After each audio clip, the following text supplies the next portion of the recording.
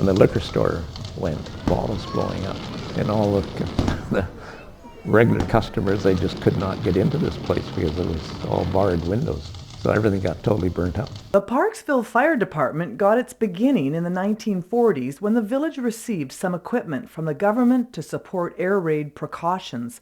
This program promoted blackout practices after the bombing of Pearl Harbor.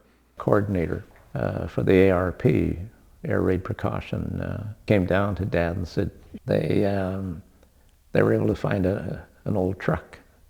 It had been a Chinaman's vegetable wagon, and it was quite a sturdy body on it. So the merchants got together and they bought it for $50. On Memorial Street, next door to the telephone office at the time, there was a barn. We called it the Old Hearst Barn. And there was room in there to put the fire truck. And in the meantime, they had gotten started on the fire hall as it sits now. The fire hall used to sit along the Island Highway, perched just above the community park. Following the war, the town's air raid siren was installed on top of the fire hall, and together with the switchboard operator, firemen were called out to action. With the telephone office, once they knew, they'd go down across that switchboard and call you, and they knew everyone. So they start with, I guess, the strongest guy and go on down and just leave a message, what's happening, can you go? And go to the next one. In 1959, the firemen's wives and mothers united to form an auxiliary fundraising group to support the ongoing needs of the fire department. Fires within the communities were not the only threat to the district.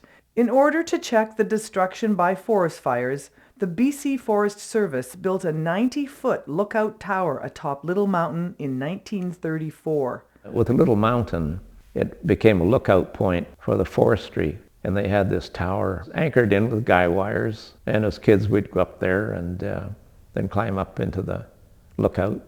The start of the war in the Pacific in 1942 brought fears to the west coast of a Japanese invasion. 160 local men signed up for the Pacific Coast Militia Rangers, who participated in frequent drill exercises in the event they should be called upon to repel an invasion.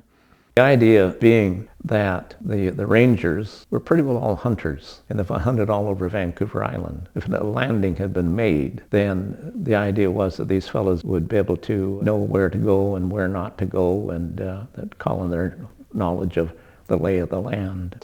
That never did happen. However, it was prepared, and it worked out